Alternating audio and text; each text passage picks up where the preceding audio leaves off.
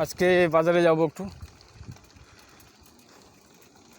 আজকে 3-4 দিন থেকে পুরো বৃষ্টি, যেখানে সেখানে পুরো জল লেগে গেছে।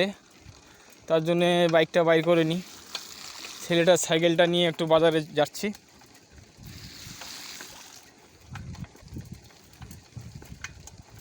আমাদের দেশে পুরো বৃষ্টি আসছে।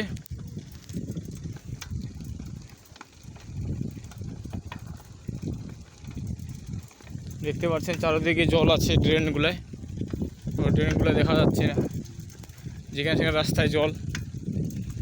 3-4 দিন থেকে পুরো বৃষ্টি হচ্ছে।